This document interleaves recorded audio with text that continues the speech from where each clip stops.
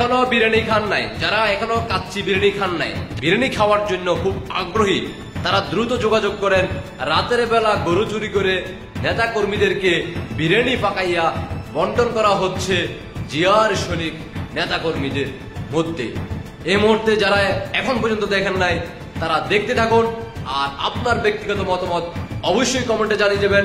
কখন যাবেন সেই বিরিয়ানি খাওয়ার জন্য দেখতে থাকুন, আর দেশবাসীকে দেখার সুযোগ করে দেন। দেখতেই থাকুন। কৃষকের গরু চুরি করে দলীয় কর্মী সমর্থকদের জন্য বিরিয়ানি ভোজের আয়োজন করেছিলেন ইউনিয়ন বিএনপি নেতা। এমন অভিযোগের প্রেক্ষিতে থানায় মামলা দায়েরের পর গরুর চামড়া আর মাংস সহ এজাহারভুক্ত দুইজনকে হাতে নাতে গ্রেপ্তার করে থানা পুলিশ। একটা চেতন পায়ে দেখি আমাদের গোলঘরের দরজা খোলা, দৌড়ে গলে ভিতরে ঢুকে দেখি আমাদের গরু নাই। পরে অনেক চিল্লাচিল্লি করা পরে লোকজন আসে আমরা খোঁজাখুঁজি করছি, খোঁজাখুঁজি করে গরু কোথাও নাই।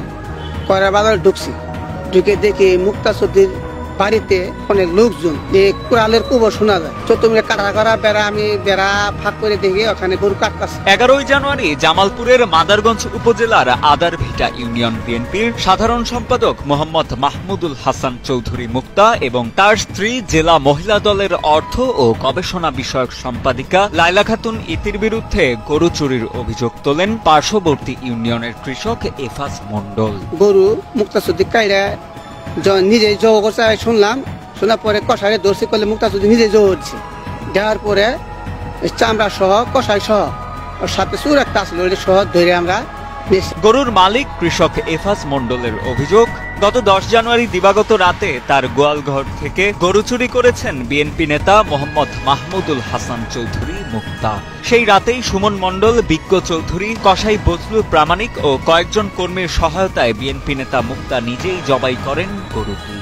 পরদিন দুপুরে চুরি করা মাংস দিয়ে কর্মী সমর্থকদের জন্য আয়োজন করা হয় বিরিয়ানি ভোজের এবং কিছু মাংস রেখে দেওয়া হয়। খোঁজাখুঁজি করার পরে একটা নিউজ আসে যে মুক্তা চৌধুরীর বাড়িতে একটা গরু জবাই করা হয়েছে।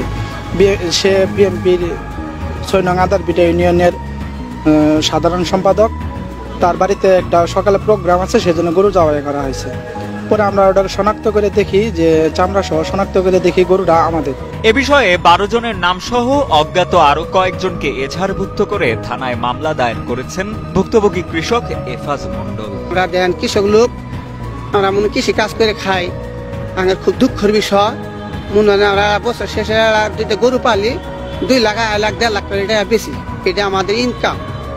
আমরা যাতে সুস্থ মতো থাকতে পারি, এটা আপনার কাছে অনুরোধ।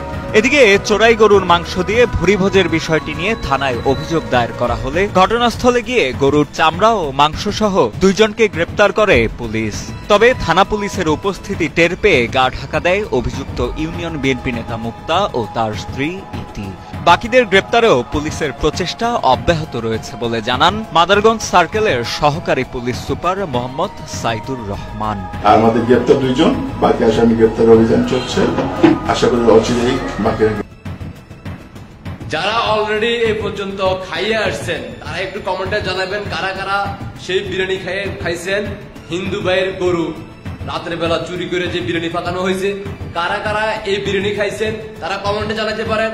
যারা এখন পর্যন্ত খাইতে পারেন নাই, এখনো 15-16 বছর বিরিয়ানি খাওয়ার থেকে আপনারা বঞ্চিত ছিলেন, খাইতে পারেন নাই, অনেক মনে অনেক কষ্ট, অনেক যন্ত্রণা নিয়ে আপনারা এখন এই মুহূর্তে বাংলাদেশের বিভিন্ন স্থানে রাস্তাঘাটে ঘুরে বেড়াচ্ছেন, তারা দ্রুত যোগাযোগ করেন।